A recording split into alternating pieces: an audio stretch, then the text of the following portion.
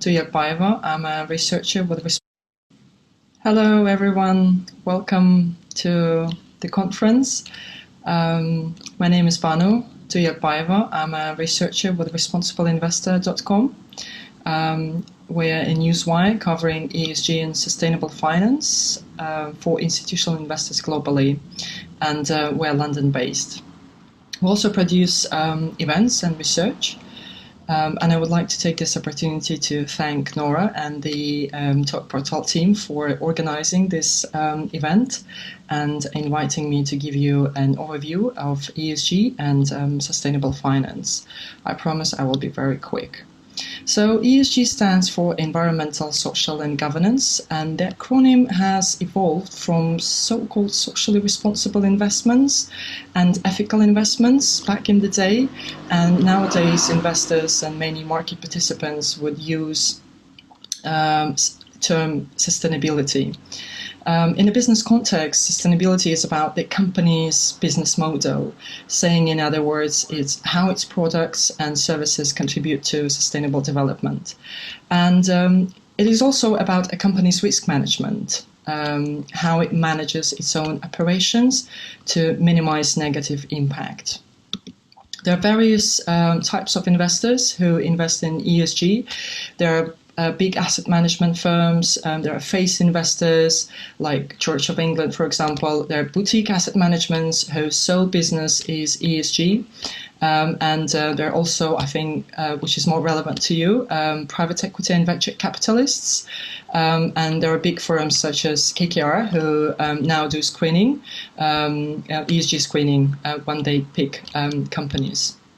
So just to give you a bit of overview what ESG issues are, I will give you some a glimpse of each of the issue from E, S and G.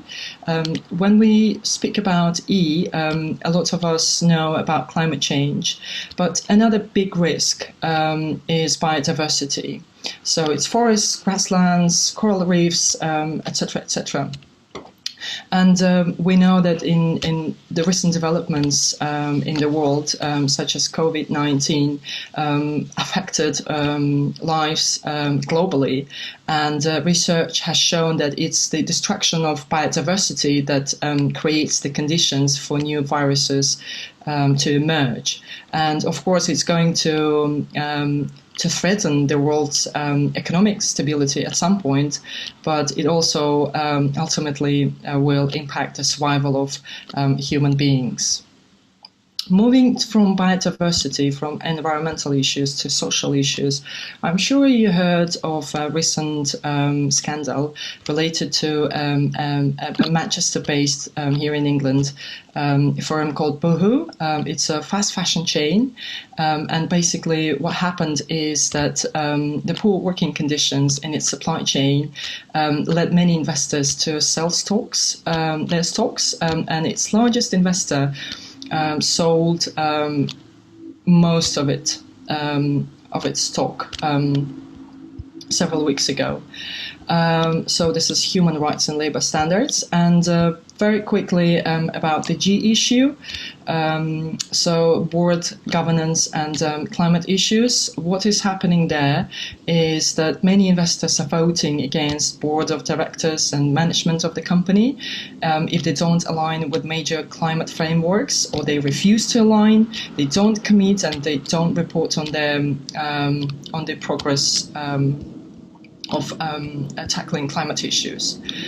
And just to give you an overview, and I think this is important, of the EU regulation related to sustainability. So the European Commission developed the EU Green Taxonomy, so-called Green Taxonomy, and what it means for financial and non-financial companies is that now, at some point in the future, I think from 2021, companies will need to disclose in their annual accounts any turnover and capital or operational expenditure associated with taxonomy-aligned activities. And you can go to the EU Commission's website and look it up. What are the activities that you need to be aligned with in order to get investors investments and pass through the regulation. And last but not least, I wanted to mention the UN Sustainable Development Goals. I'm sure many of you have heard of them. They're really important because they help business to deliver progress on our global challenges. So basically, the UN Sustainable Development Goals are aimed at giving businesses a framework on supporting the UN SDGs. Basically, what many companies do is they pick several SDGs and then they set related business objectives, measure and report on their progress. This is me. Thank you very much. I hope it was useful, and please let me know if you have any questions.